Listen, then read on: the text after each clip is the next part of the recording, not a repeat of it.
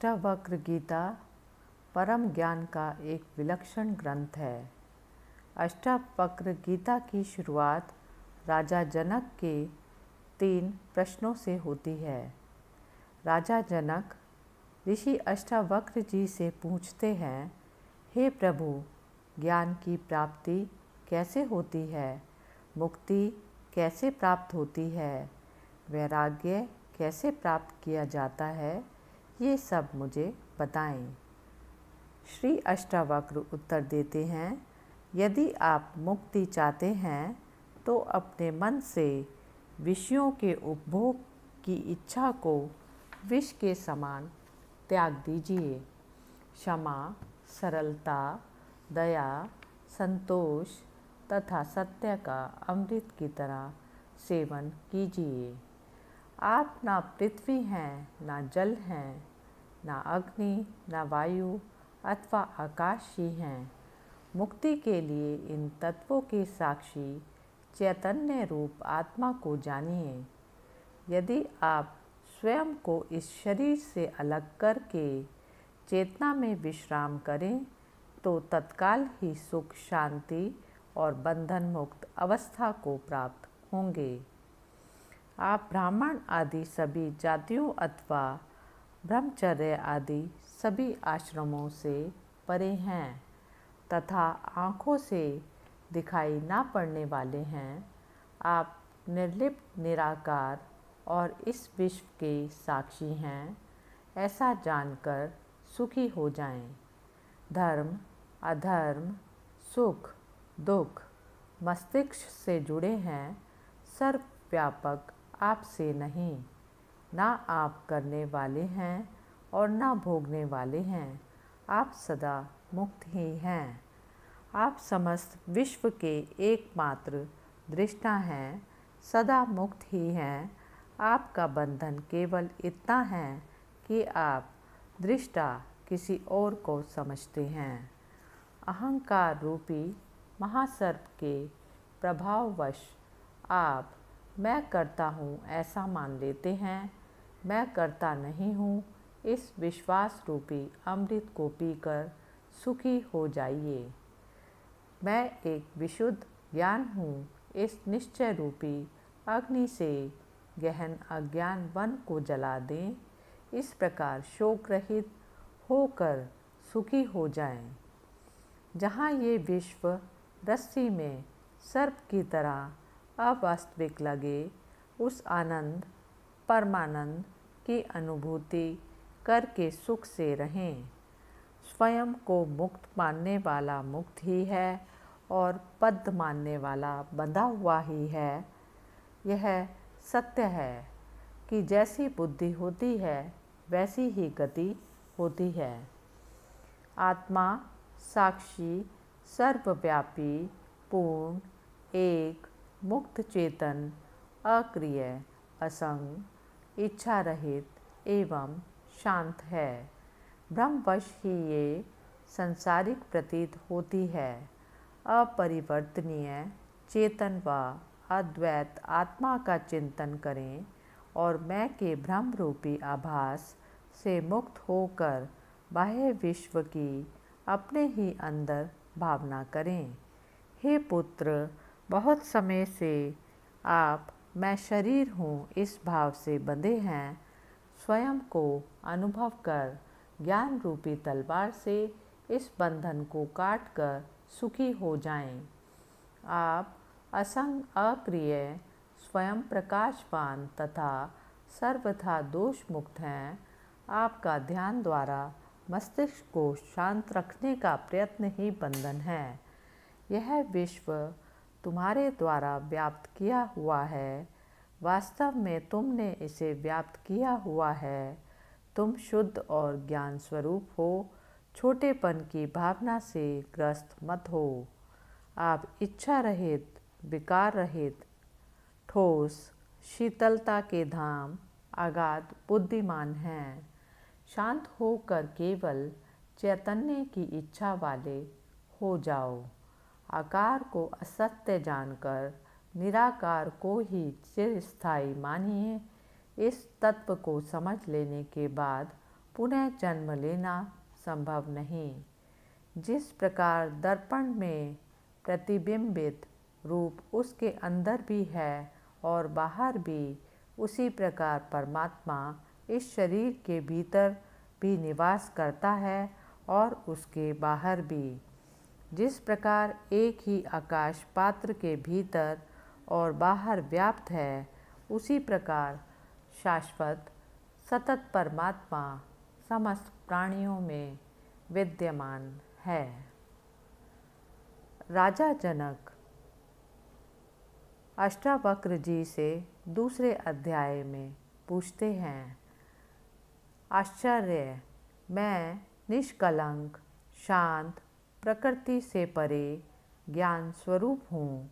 इतने समय तक मैं मोह से संतप्त किया गया। राजा जनक कहते हैं, जिस प्रकार मैं इस शरीर को प्रकाशित करता हूँ, उसी प्रकार इस विश्व को भी, अतः मैं यह समस्त विश्व ही हूँ अथवा कुछ भी नहीं।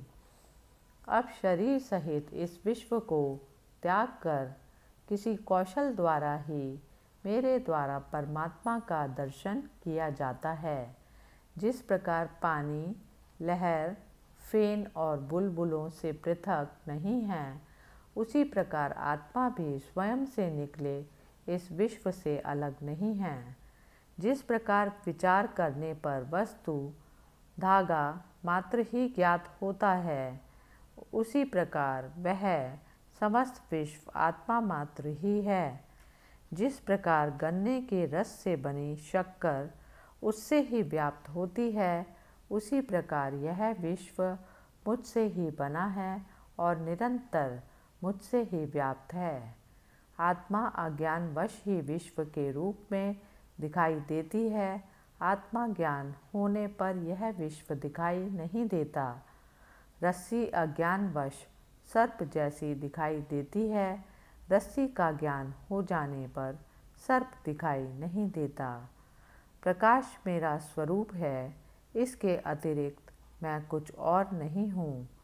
वह प्रकाश जैसे इस विश्व को प्रकाशित करता है, वैसे ही इस मैं भाव को भी।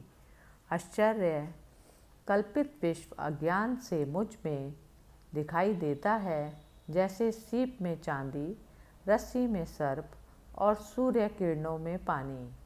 मुझसे उत्पन्न हुआ विश्व मुझ में ही विलीन हो जाता है, जैसे घड़ा मिट्टी में, लहर जल में और कड़ा सोने में विलीन हो जाता है। आश्चर्य है, मुझको नमस्कार है। समस्त विश्व के नष्ट हो जाने पर भी जिसका विनाश नहीं होता, जो तृण से ब्रह्मा तक सबका विनाश होने पर भी विद्यमान रहता है। आश्चर्य है, मुझको नमस्कार है। मैं एक हूँ, शरीर वाला होते हुए भी, जो ना कहीं जाता है और ना ही कहीं आता है और समस्त विश्व को व्याप्त करके स्थित है। आश्चर्य है, मुझको नमस्कार है, जो कुशल है और जिसके समान कोई और नहीं है, जिसने इस शरीर को बिना स्पर्श करते हुए इस विश्व को अनादिकाल से धारण किया हुआ है। आश्चर्य है, मुझको नमस्कार है, जिसका यह कुछ भी नहीं है अथवा जो भी वाणी और मन से समझ में आता है, वह सब जिसका है। ज्ञान, ज्ञेय और ज्ञाता, यह तीनों वास्तव में नहीं है। यह जो अज्ञानवश दिखाई देता है, वह निष्कलंक मैं ही हूँ। द्वैत भेद सभी दुखों का मूल कारण है। इसके अतिरिक्त कोई और औषधि नहीं है कि यह सब जो कुछ दिखाई दे रहा है, वह सब असत्य है। मैं एक चैतन्य और निर्मल हूँ। मैं केवल ज्ञान स्वरूप हूँ। अज्ञान से ही मेरे द्वारा स्वयं में अन्य गुण कल्पित किए गए हैं। ऐसा विचार करके मैं सनातन और कारण रहित रूप से स्थित हूँ। ना मुझे कोई बंधन है और ना कोई मुक्ति का भ्रम। मैं शांत और आश्रय रहित हूँ। मुझ में स्थित यह विश्व भी वस्तुतः मुझ में स्थित नहीं है। यह निश्चित है कि इस शरीर सहित यह विश्व अस्तित्वहीन है। केवल शुद्ध चैतन्य आत्मा का ही अस्तित्व है। अब इसमें क्या कल्पना की जाए। शरीर, स्वर्ग, नरक, बंधन, मोक्ष और भय, ये सब कल्पना मात्र ही हैं। इनसे मुझ चैतन्य स्वरूप का क्या प्रयोजन है। आश्चर्य कि मैं लोगों के समूह में भी दूसरे को नहीं देखता, वह भी निर्जन ही प्रतीत होता है। अब मैं किससे मोह करूं? ना मैं ये शरीर हूँ, ना शरीर ही मेरा है, ना मैं जीव हूँ, मैं चैतन्य हूँ। मेरे अंदर जीने की इच्छा ही मेरा बंधन थी। आश्चर्य, मुझ अनंत महासागर में चित्त वायु उठने पर ब्रह्मांड रूपी विचित्र तरंगे उपस्थित हो जाती हैं। मुझ अनंत महासागर में चित्त वायु के शांत होने पर जीव रूपी वणिक का संसार रूपी जहाज से दुर्भाग्य से नष्ट हो जाता है। आश्चर्य, मुझ अनंत महासागर में जीव रूपी लहरें उत्पन्न होती हैं, मिलती हैं, खेलती हैं और स्वभाव से मुझ में प्रवेश कर जाती हैं।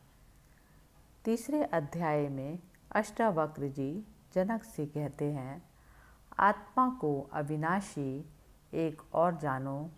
उस आत्मज्ञान को प्राप्त कर किसी बुद्धिमान व्यक्ति की रुचि धन अर्जित करने में कैसे हो सकती है। स्वयं के अज्ञान से भ्रमवश विषयों से लगाव हो जाता है। जैसे सीप में चांदी का भ्रम होने पर उसमें लोभ उत्पन्न हो जाता है। सागर से लहरों के समान जिससे यह विश्व उत्पन्न होता है, वह मैं ही हूँ। जानकर तुम एक दीन जैसे कैसे भाग सकते हो। यह सुनकर भी कि आत्मा शुद्ध चैतन्य और अत्यंत सुंदर है, तुम कैसे जनेंद्रिय में आसक्त होकर मलिनता को प्राप्त हो सकते हो। सभी प्राणियों में स्वयं को और स्वयं में सब प्राणियों को जानने वाले मुनि में ममता की भावना का बने रहना आश्चर्य ही है। एक ब्रह्म का आश्रय लेने वाले और मोक्ष के अर्थ का ज्ञान रखने वाले का आमोद प्रमोद द्वारा उत्पन्न कामनाओं से विचलित होना आश्चर्य ही है।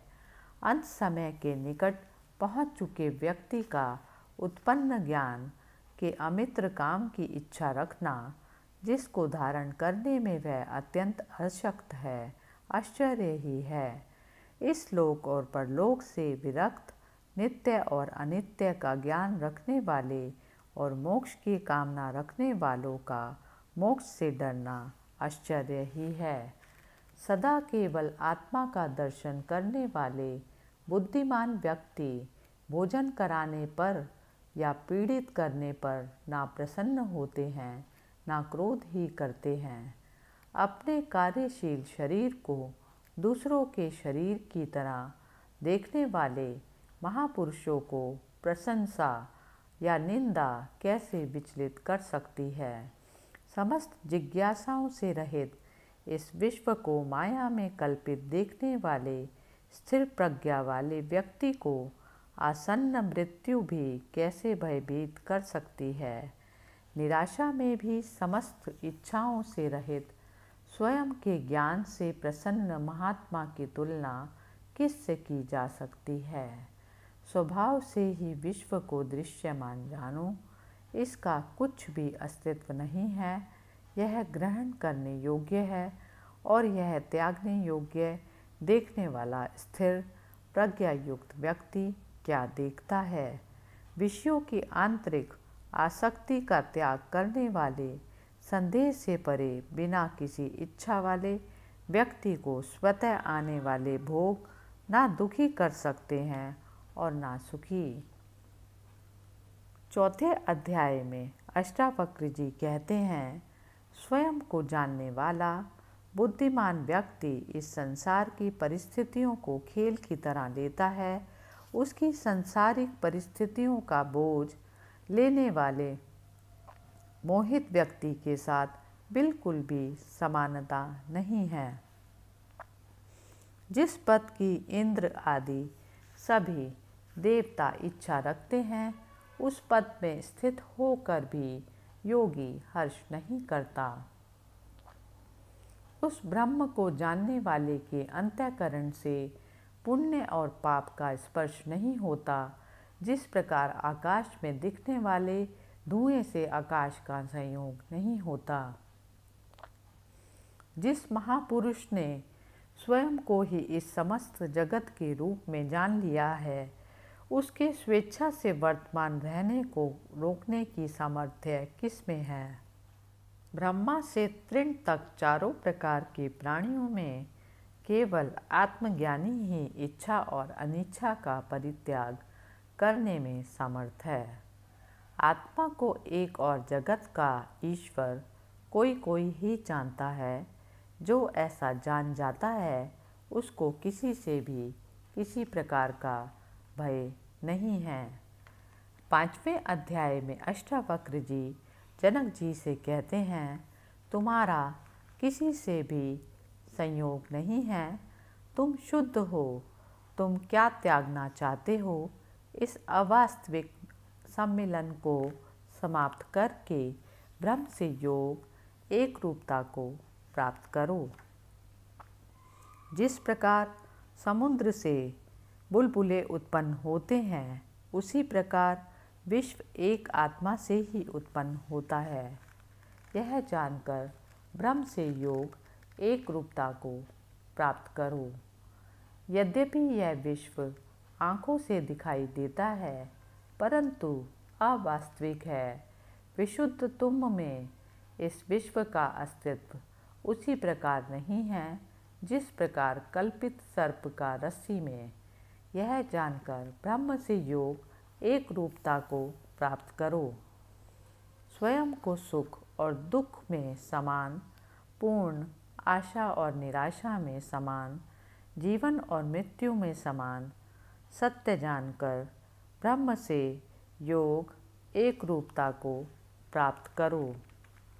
6ठे अध्याय में अष्टावक्र जी जनक से कहते हैं, आकाश के समान मैं अनंत हूँ और यह जगत घड़े के समान महत्वहीन है।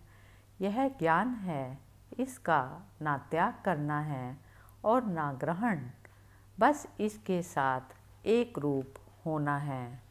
मैं महासागर के समान हूँ और यह दृश्यमान संसार लहरों के समान। यह ज्ञान है, इसका ना त्याग करना है और ना ग्रहण, बस इसके साथ एक रूप होना है। यह विश्व मुझ में वैसे ही कल्पित है जैसे कि सीप में चांदी। यह ज्ञान है, इसका ना त्याग करना है और ना ग्रहण, बस इसके साथ एक रूप होना है। मैं समस्त प्राणियों में हूँ, जैसे सभी प्राणी मुझ में हैं। यह ज्ञान है, इसका ना त्याग करना है ना ग्रहण, बस इसके साथ एक रूप होना है। 7वें अध्याय में राजा जनक ऋषि अष्टावक्र जी से कहते हैं, मुझ अनंत महासागर में विश्वरूपी जहाज अपने अंतःवायु से इधर उधर घूमता है, पर इसमें मुझ में विक्षोभ नहीं होता। मुझ अनंत महासागर में विश्वरूपी लहरें माया से स्वयं ही उदित और अस्त होती रहती हैं। इससे मुझ में वृद्धि या क्षति नहीं होती। मुझ अनंत महासागर में विश्व एक अवास्तविकता स्वप्न है। मैं अति शांत और निराकार रूप से स्थित हूँ। उस अनंत और निरंजन अवस्था में ना मैं का भाव है और ना कोई अन्य भाव ही। इस प्रकार असक्त बिना किसी इच्छा के और शांत रूप से मैं स्थित हूँ। आश्चर्य, मैं शुद्ध चैतन्य हूँ और यह जगत असत्य जादू के समान है। इस प्रकार मुझ में कहाँ और कैसे अच्छे, उपयोगी और बुरे, अनुपयोगी की कल्पना। हरि ओम तत्सत।